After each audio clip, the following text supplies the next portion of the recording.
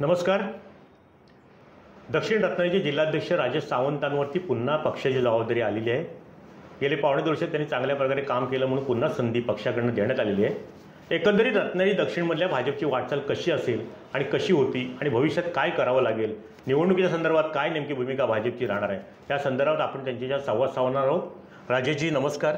पहिलं अभिनंदन आपलं पुन्हा जिल्हाध्यक्ष झाल्याबद्दल. एकंदरीत आपण वर्ष दीड वर्षाच्या कालावधी पहिल्यांदा आपल्याला जी संधी मिळाली त्याच्यामध्ये भाजप अधिक बळकट होण्याच्या दृष्टीने आपण काही प्रयत्न केलेत आणि त्यात आपल्याला कितपत यश आलं? मुळात म्हणजे या रत्नागिरी जिल्ह्यामध्ये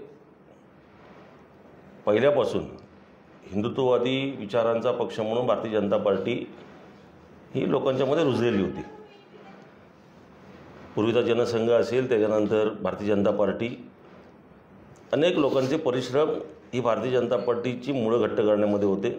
अनेक लोकांनी त्याच्याकरता आपले श्रम, वेळ, प्रसंगी असलेले पैसे खर्च करून या पूर्ण जिल्ह्यामध्ये भारतीय जनता पार्टी रुजवली, वाढवली आणि त्याच्यानंतरच्या काळामध्ये माझ्यासारख्या कार्यकर्त्याकडे या पक्षाचं जिल्हाध्यक्षपद आलं. परंतु मूळच भारतीय जनता पार्टीमध्ये कार्यकर्त्यांची संख्या अतिशय चांगली होती. प्रामाणिक कार्यकर्ते असल्यामुळे मला संघटना वाढायला फारशी अडचण नाही आली. पण संघटना वाढवण्याच्या दृष्टीने आपण कोणत्या कोणत्या भूमिका घेतल्यात आणि नेत्यांकडून आपल्याला कशा प्रकारचं सहकार्य मिळालं? पहिल्यापासूनच रवींद्र चव्हाण साहेब यांच्या नेतृत्वाखाली मी प्रवेश केला. त्यानंतर माननीय राणेसाहेब आणि आता नितेशजी राणेसाहेब यांच्या सर्वांच्या सहकार्याने रत्नागिरी दक्षिण जिल्ह्यामध्ये 3 विधानसभा मतदारसंघ येतात. त्याच्यामुळे झालेल्या निवडणुका म्हणजे पहिली निवडणूक असेल शिक्षक मतदारसंघाची ज्ञानेश्वर म्हात्रे साहेबांची, त्याच्यानंतरची निवडणूक असेल लोकसभा, त्याच्यानंतरची निवडणूक असेल पदवीधर, त्यानंतरची निवडणूक असेल विधानसभा, या सगळ्यांच्या निवडणुकीमध्ये या सगळ्यांच्या नेतृत्वाखाली, देवेंद्र फडणवीस साहेबांच्या नेतृत्वाखाली माननीय मोदी साहेबांचे विचार आणि संघ परिवारचा जो आमच्यावर असलेला प्रभाव, यामुळे ह्या चारही ज्या निवडणुका आहेत त्याच्यामध्ये भारतीय जनता पार्टीला आपल्या मित्रपक्षाच्या सहकार्याने यश मिळालं. हे करत असताना विकासात्मक कामामध्ये चव्हाणसाहेब जेव्हा बांधकाम मंत्री होते तेव्हा काही निधी उपलब्ध झाला. जिल्हा नियोजनमधून इथले स्थानिक पालकमंत्री उदय सामंत होते, त्यावेळी आम्हाला भारतीय जनता पार्टीला काही अंशी निधी मिळाला. त्याचबरोबर विविध खात्यातून जिल्ह्यामध्ये थोडाफार निधी आणण्यास आम्ही समर्थ ठरलो. परंतु आज या भागाचे खासदार माननीय नारायण राणेसाहेब असल्यामुळे जिल्हा नियोजनचा निधी असेल किंवा केंद्रामधले काही प्रस्ताव जे जिल्हा परिषदकडून गेलेले असतील, अशा सगळ्यांनाच बऱ्यापैकी निधी भविष्यकाळामध्ये मिळेल आणि ज्याचा फायदा संघटनेतल्या कार्यकर्त्यांच्या माध्यमातून जनतेला होईल. लोकसभा निवडणुकीमध्ये महायुती असतानासुद्धा थोडंसं या तालुक्यामध्ये मताधिक्य 3 विधानसभा मतदारसंघामध्ये अपेक्षित असं राणेंना मतदान झालं नाही. नेमकी त्याची कारणं आपण शोधलीत का? नेमकं काय? नाही, पुरं महाराष्ट्रामध्येच किंवा देशामध्येच जो काही संविधान आणि मुस्लिम समाजाचा फॅक्टर जो चालला तो या 3 विधानसभा मतदारसंघामध्ये चालला.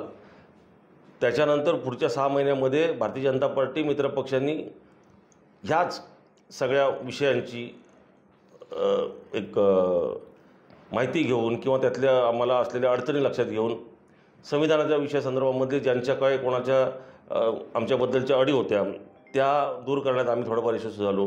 मुस्लिम समाजामध्ये जी काय आमच्याबद्दल नाराजी होती ती आम्ही बाजूला करू शकलो.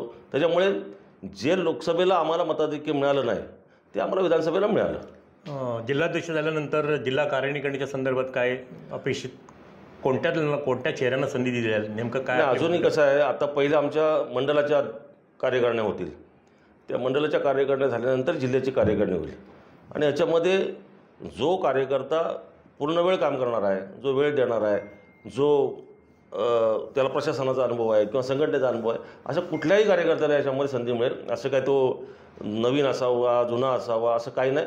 ज्याला खरोखर काम करण्याची इच्छा आहे ते कोणालाही संधी या कार्यक्रमात मिळेल. वरिष्ठापासून कनिष्ठापर्यंत सगळेच नेते महायुती, स्थानिक स्वराज्य संस्था या निवडणुका महायुतीमार्फत लढवल्या जातील. एकंदरीत आपली भूमिका कशी राहणार आहे? आमची भूमिका जी पार्टीची भूमिका असेल तीच आमची भूमिका आहे. परंतु ह्या निवडणुका या स्थानिक पातळीवर लढल्या जातात. अशा वेळी प्रत्येक पक्ष आपली स्वबळाची तयारी करतो.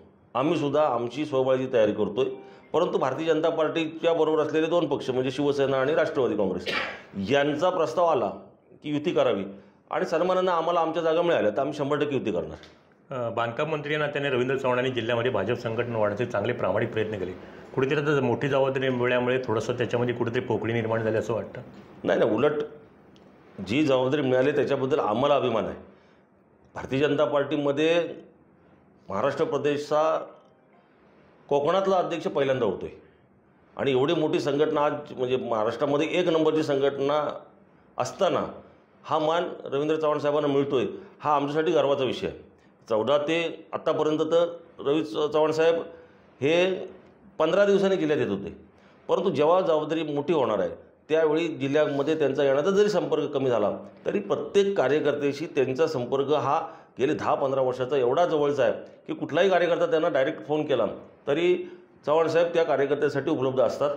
त्याच्यामुळे भले जरी ते शरीराने इकडे नाही आले तरी त्यांचा संपर्क आमच्या सगळ्याच कार्यकर्त्यांशी अगदी बूथ प्रमुख जरी असला तरी त्याला वैयक्तिकरित्या ओळखणारा हा नेता आहे आमचा. त्याच्यामुळे कुठेही तो नाही आले म्हणून आम्ही कुठे कमी पडू असं नाही. आम्ही उलट जबाबदारीने जास्त आम्हाला काम करायला पाहिजे कारण आमचा माणूस एक राज्यस्तरावर प्रमुख झाला आहे. उदय सामंतांची राजकीय कारकीर्द सुरू होताना आपण खांद्याला खांदा लावून त्याच्यासोबत होतात. नंतर आपली काही म्हणजे आपण भाजपमध्ये गेलात पण आज पालकमंत्री या नात्याने आपल्याशी त्यांचा कसा संपर्क आहे, सहकार्य आहे जिल्हा नियोजनाच्या माध्यमातून असेल किंवा विकास कामांच्या संदर्भात? पालकमंत्री म्हणून ते आणि जिल्हाध्यक्ष म्हणून मी आमचे संबंध अतिशय सलोख्याचे आहेत. अनुभव बरेच जणांना त्याचा येतो मध्ये कुठेतरी. त्याच्यामुळे असं काय मुळीच नाही आणि दोन्ही आम्ही जे कसं मी तर असं मानतो की मी त्या पदावर आहे त्या पदाला मी न्याय दिला पाहिजे. माझं वैयक्तिक उद्या समजा त्यांच्याशी चांगलं असेल नसेल हा भाग अंतरचा भाग झाला. आम्ही आमच्या पक्षाचं नुकसान होता कामा नये दोन्ही ह्या दृष्टीने आम्ही वागलं पाहिजे. कारण मी जिल्हाध्यक्ष म्हणून त्यांच्याबरोबर चर्चा केली पाहिजे, त्यांनी पालकमंत्री म्हणून माझ्याबरोबर चर्चा केली पाहिजे.